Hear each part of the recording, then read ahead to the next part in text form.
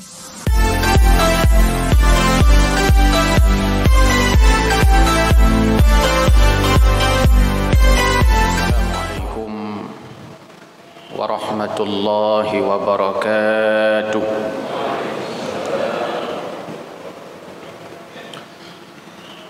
Alhamdulillahi ala ihsanih wa syukru lahu ala taufiqih wa amtinanih.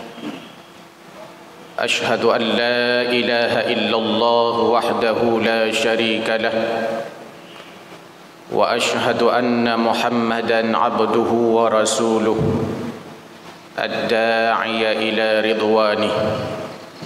Allahumma salli ala sayyidina Muhammad wa ala alihi wa ashabihi wa sallim tasliman katsira, amma ba'd. Allahumma subhanaka la ilma lana illa ma 'allamtana innaka antal alimul hakim. Rabbana zidna ilma warzuqna fahma. Rabbi shrah li sadri wa yassir li amri wahlul 'uqdatam min lisani yafqahu qawli birahmatika ya arhamar rahimin.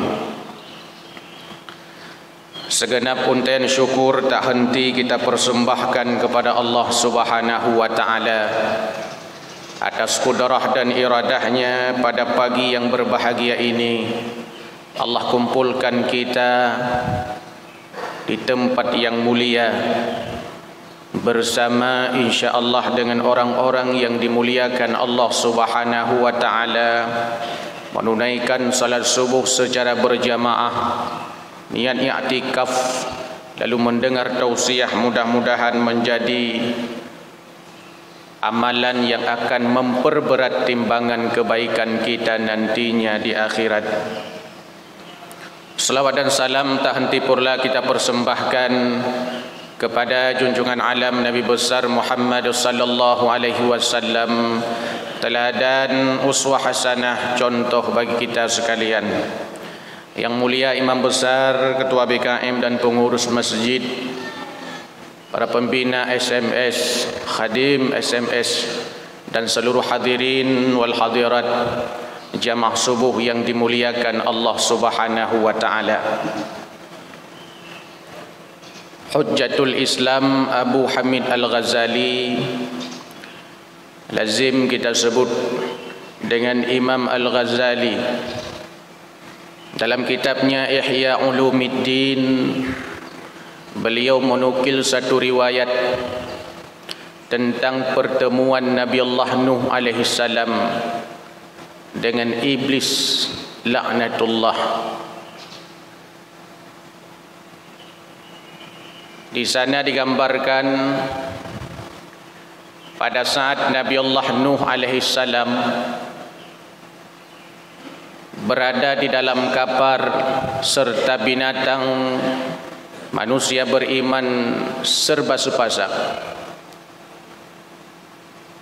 Dimasukkan oleh Nabi Allah Nuh ke dalamnya sesuai dengan perintah Allah Subhanahu wa taala. Kita paham dan kita tahu bahawa Allah Subhanahu wa taala memerintahkan kepada Nabi Allah Nuh untuk membuat kapal. Karena Allah ingin mengazab kaum Nabi Allah Nuh yang ingkar kepada Allah, ingkar kepada Nabi Allah Nuh alaihi salam. Selesai kapal dibuat, lalu dinaikkanlah oleh Nabi Allah Nuh alaihi salam manusia sepasang. Semua berpasang-pasangan. Zaujaini isnain disebutkan berpasang-pasangan. Suami istri, suami istri, suami istri, inengagam, mandum pertama langkapai. Itu nanti akan menjadi cikal bakal manusia hingga hari ini. Binatang juga begitu, semua serba sepasang. Lalu turun hujan berhari-hari, Terjadilah banjir bandang, bukan hanya sekedar menenggelamkan rumah, bukan hanya sekedar menenggelamkan gedung, tapi juga menenggelamkan gunung-gunung. Ini terlihat daripada kisah pada saat Nabi Allah Nuh alaihi salam memanggil anaknya Kan'an. Ya bunayyarkam ma'ana. Dijawab oleh anak Nabi Allah Nuh alaihi salam, sa'awi ila jabali ya'simuni minal ma'. Begitu besar dan dahsyatnya banjir bandang, orang-orang beriman dan binatang serba sepasang masuk di dalam kapal. Rupanya falamma rakibas safinah, tatkala semuanya sudah berada di dalam kapal, fara'a fis safinati syaykhan lam ya'rifuhu. Nabi Allah Nuh alaihi salam melihat satu orang tua di dalam kapal. Dilihat oleh Nabi Allah Nuh alaihi salam, ada orang tua di dalam kapal itu, tidak ada pasangan, tira ke jomblo ke. Lalu mengherankan dan tidak dikenali oleh Nabi Allah Nuh alaihi salam. Lantas ditanya, anda ini siapa? Todron. Kenapa anda berada di dalam sini, yang lain serba sepasang? Pakai niron tirawannya. Lalu dijawab oleh orang tua itu, saya ini iblis. Rupanya orang tua itu merupakan iblis. Walaupun tidak semua orang tua iblis, tapi dalam kasus ini orang tua yang dimaksud itu lalu mengakui, saya ini iblis. Wa ma adkhalaka, apa gerangan kalau engkau iblis? Apa gerangan yang menyebabkan engkau masuk ke dalam kapal ini? Ditanya oleh Nabi Allah Nuh. Dijawab oleh iblis itu, li usiba qulu li ashabika, saya ingin menggoda, saya ingin merayu sahabat-sahabatmu wahai Nabi Allah Nuh. Wahai Nuh, aku ingin menggoda sahabat-sahabatmu yang ada di dalam kapal ini. Supaya apa?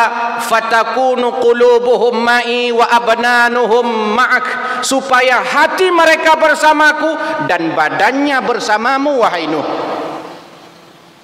Aku ingin menggoda manusia-manusia beriman di dalam kapal ini agar hatinya bersamaku tapi badannya bersamamu wahai Nuh. Itu iblis. Kita ini sedang berada di dalam kapal, Pak. Nama kapalnya Darussalam. Imam tadi mengucapkan saf lurus rapat. Kenapa? Be idang iblis bak tengah. Walaupun ladum draw di iblis. Hamnya kada temayang penejik ke iblis. Supaya tidak masuk iblis. Tapi yakinlah bahwa iblis itu ada, syaitan itu akan terus menggoda manusia. Lalu kata Nabi Allah Nuh, kalau itu pekerjaanmu, kalau itu tugasmu, keluar dari kapal ini. Ukhruj, keluar dari kapal ini. Lalu apa kata iblis ini? Wahai Nuh, ku beritahu kepadamu, ada 5 perkara yang menyebabkan manusia binasa.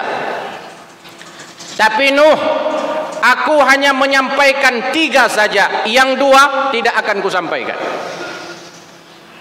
Nah, 5 boh sebab manusia binasa, tapi hang ku pegah habis. Leh boh sagai ku pegah. 2 boh tu hang ku pegah.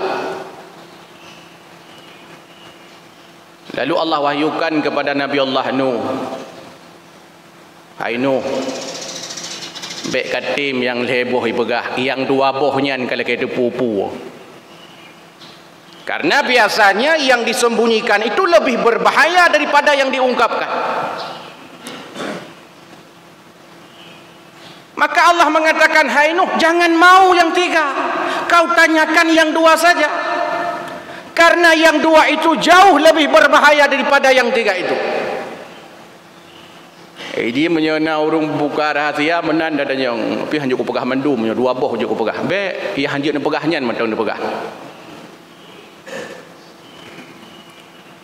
Lalu Nabi Allah Nuh berkata kepada iblis itu, saya tidak mau yang 3 perkara itu, saya mau yang 2. Saya mau yang 2 perkara. Apa yang menyebabkan manusia itu binasa? Dijawab oleh iblis. Iblis pi bangai bacu dia. Alih hanai jai gula. Kaki pegah, kaki baku pegah yang 2. Bek le tak ku pegah leboh. Kata iblis, wahai Nuh, 2 perkara yang menyebabkan manusia itu binasa. Pertama, al-hirsu, rakus. Yang kedua, al-hasadu, dengki. 2 itu amat berbahaya bagi manusia, wahai Nuh. Itulah yang membuat dia celaka di dunia dan di akhirat. Al-hirsu, dia rakus terhadap dunia. Wal hasadu, dia dengki dalam kehidupannya. Nuh, dengki itulah yang menyebabkan aku dikeluarkan dari surga, kata iblis. Aku dengki kepada Adam, aku dengki kepada manusia, lalu aku menjadi manusia terkutuk. Ja'altu syaitanan rajiman, aku menjadi syaitan yang terkutuk gara-gara dengki yang melilit aku, gara-gara dengki yang ada dalam jiwa.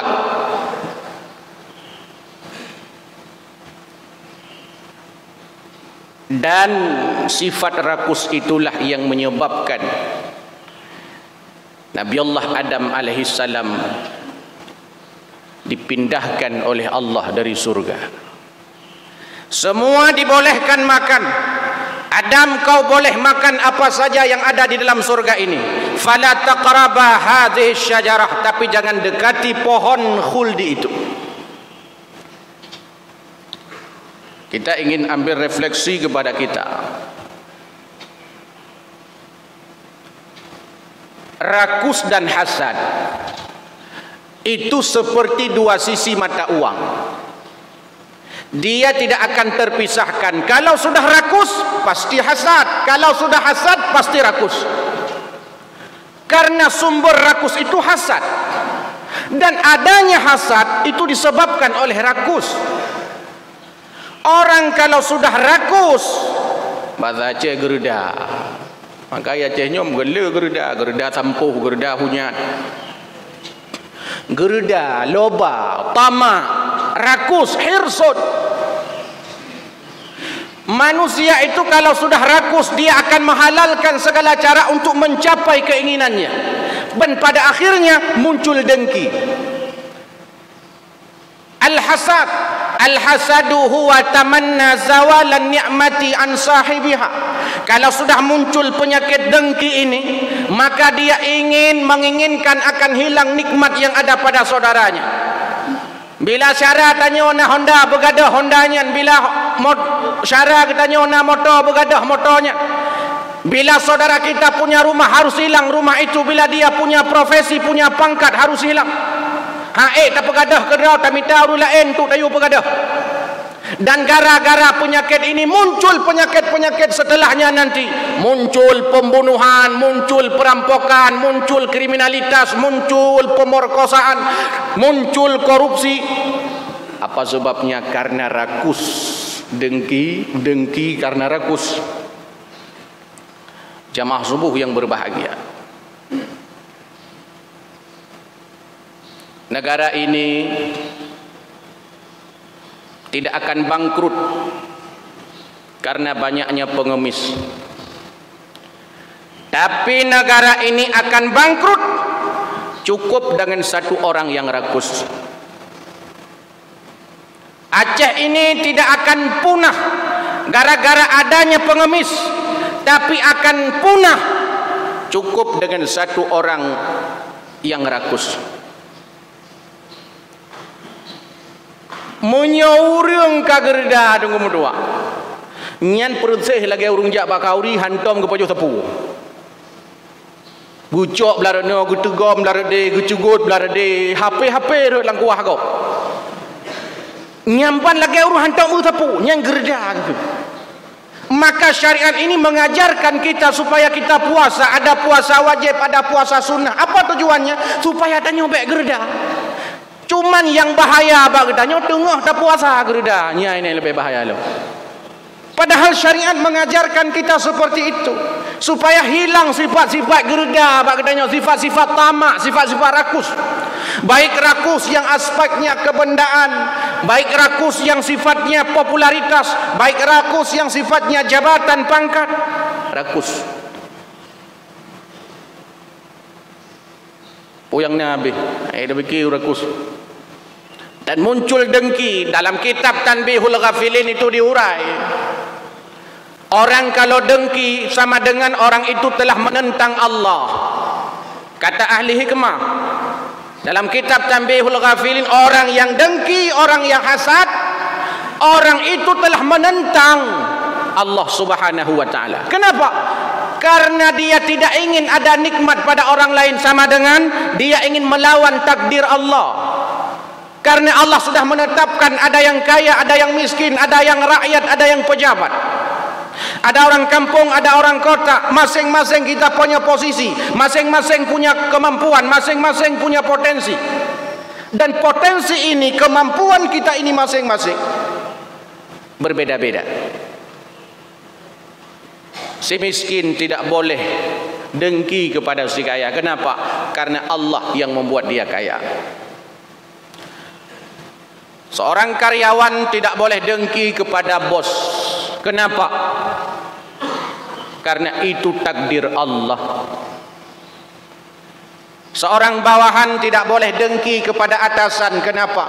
Karena Allah yang memberikan kepadanya nikmat tersebut. Orang yang marah kalau ada saudaranya kaya. Orang yang marah kalau saudaranya ada pangkat jabatan. Orang yang marah bila saudaranya lebih dibandingkan dia, sama dengan melawan takdir Allah. Karena urang dengki hanya lebih gap je. Urang dengkinya hanya lebih gap, hanya cara gap, hanya haya gap, hanya hebat gap. Tapi berlemah gap, berancur gap, berpunah gap, bergadah gap. Menyagap gatin uberaya kekim. Menyonangan tengah pudih melungkap-lungkap kekim. Kekim kerau kepakat urut lain tu iu kekim. Tapi bila seandainya manusia-manusia seperti itu ada pada diri kita atau ada pada sekitar kita, sama dengan kata ahli hikmah, dia telah melawan akan takdir Allah. Dan dia telah menentang Allah juga. Kenapa? Dia tidak senang kepada kekasih-kekasih Allah. Karena pada saat Allah memberikan sesuatu kepada hambanya, Allah sayang kepadanya, Allah cinta kepadanya, Allah bahagia kepadanya, lalu Allah berikan nikmat, lantas ada manusia yang tidak senang kepadanya, yang tidak bahagia kepadanya, sama dengan dia tidak senang kepada kekasih-kekasih Allah. Kata ahli hikmah, orang dengki tidak syukur dengan nikmat Allah. Tidak mau bersyukur tentang apa yang dia miliki. Malik bin Dinar itu dinukil satu pendapat oleh Imam Nawawi Al-Bantani. Penyakit-penyakit itu harus disembuhkan. Bagaimana cara menyembuhkannya? Al-kibru bit tawadhu, sembuhkan sombong dengan tawadhu. Wal hirsu bil qanaah, sembuhkan rakus dengan merasa cukup qanaah. Wal hasadu bin nasihah, dan sembuhkan hasad itu dengan nasihat. Kalau seandainya kita mau hilang rakus pada diri kita, tumbuhkan sifat qanaah pada diri kita, merasa cukup apa yang diberikan Allah Subhanahu wa taala, sehingga kita tidak melihat sesuatu yang di luar kita. Kita hanya bersyukur daripada nikmat-nikmat yang Allah berikan kepada kita. Nikmat-nikmat yang ada pada fisik kita. Nikmat-nikmat yang nampak tubuh kita, gebi mata oleh Allah, gebi punyung, gebi jarau, gebi babah, gebi lidah. gebi kaki. Itu saja nikmat luar biasa. Salat subuh tadi itu belum mampu, belum cukup untuk membayar nikmat-nikmat yang ada pada fisik kita ini. Tanyomu karena 20 tahun 20 tahun kamu tanyo tak pakai unlimited. Tanyo naumu kadang na 50 tahun kata pakai punyungnya ke bilik Allah. 60 tahun kata pakai jarannya oleh Allah. Gebili Allah 60 tahun kata pakai jarannya, 70 tahun kata pakai kakinya. 80 tahun kata pakai fisiknya, badannya gebili Allah Subhanahu wa taala. Dengan keindahan rupa yang luar biasa. Indah, Allah menciptakan kepala lebih tinggi daripada mulut, lebih tinggi daripada hidung, lebih tinggi daripada telinga, lebih tinggi daripada tangan dan seluruh anggota tubuh kita. Supaya apapun yang kita lakukan, ayu fakira qablahu, pikir terlebih dahulu. Indah. Min ahsani taqwim. Tiga gol kita ajak ubanda piuh ithlawah. Nah, cara-cara tanyo ina. Oh tak cini kalian togot tanyo nganji. Lebih tanyo lah. Haya tanyo lah. Dua babine jalan ini. Lakai pisang tapo. Oh tak tanyo ya Allah. Hi kan karak hi tanyo baju tahu. Tapi beda, tetap lebih ke tanyo. Tetap lebih ke tanyo. Dari fisik letan nikmat yang menyata badan dia. Kenapa Allah Subhanahu wa taala menciptakan air keringat kita ini asin? Kenapa? Pakan masen ke pegar tanya oleh Allah. Supaya kulit tanyonyo mulus, supaya kulit tanyonyo halus. Sungguh tunggu mutuah miasa andai ji kulit tanyo tanyonyo mame, tanyonyo kan masen, tanyo kan masen. Lu tanyo tu, kulit tanyo lu. Okay, kulit murwa. Kulit murwa yang hana pori-pori. Han paten tanyo murwa. Tanyo na pori-pori, maka jinyo lembut. Walaupun pemantang tak kerja apapun yang kita kerjakan, tapi tetap lembut. Ujiat punyung tanyo macam rasa ji. Naton rasa. Ia punyung tanyo tunggu mutuahnya macam. Pakan macam kepada Allah supaya baik tamang tidak mu dalam. Cini bayangkan menyelam punyung tanyonyo rasa ji mame. Masya Allah, menyamame. Nyo tengah tak duduk lagi nyo kai tidak mu dalam mu. Ulam tengah tu banta budak hempung tidak mu punyung. Nyan ya ubut lagi nyan mentang punya tak sadari tidak akan muncul sifat dengki. Kenapa? Terlalu banyak nikmat yang sudah Allah berikan kepada kita. Dan jalan, kata iblis tadi dalam kisah itu, kalau seandainya manusia sudah punya sifat rakus, manusia sudah punya sifat dengki, nyan cep ngenyan tengku mutuah di syaitan hanai payah goda lain dengan pupu lain hanai payah cep ngadranya metong lain terus kurawai di syaitan lain pi otai tanya mangan ki Bandung ku je tak goda ke deh hanai payah goda ngonnya pu goda hanai haile tengku. Karena ini yang paling berbahaya, terjadinya konflik, perpecahan, kita tidak beres dengan sesama, hanya nyaman tengarakan. Padahal jamun kan cukup pah dua ngenganya, tapi jinau kahana pahlek. Apa sebabnya? Itu menyota periksa tahu siapapun dia. Nya menyokor rakus dengki, yang kenyan dua botepennya dua na. Nyan penyakit tama dua ajinya. Iji mana ni ji? Iji dengkinya mana ji? Penyakit terprofesi ji ya. Penyakit terprofesi. Iji urung muka gule sampai urung muka gule. Urung muka pulut sampai urung muka pulut. Urung muka wortel sampai muka wortel. Urung muka risol sampai muka risol. Yang hanya dengki urung muka bodring urung muka pulut. Nyan hana dengki walaupun samping makan. Jauhin urangnya. Jika kalian pekat, kalau ke telefon awal. Kemudian pejabat, tapi pejabat. Orang pangkat golongan-golongan puum tu, golongan perut yang kakak tapi golongan perut yang eselon 2 tapi eselon 2, eselon le tapi eselon le. Cik mana ni? Ana pun dulu. Ini penyakitnya cik lagi nya itu. Maka dia pakai urung tak ada. Polisi tapi polisi. Ya, negala.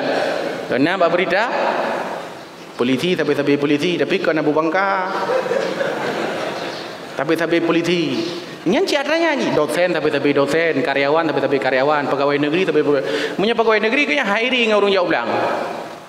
Tapi ini siapa penyakit profesi? Dan kaidu adanya yang karakus. Karena rakus karena adanya.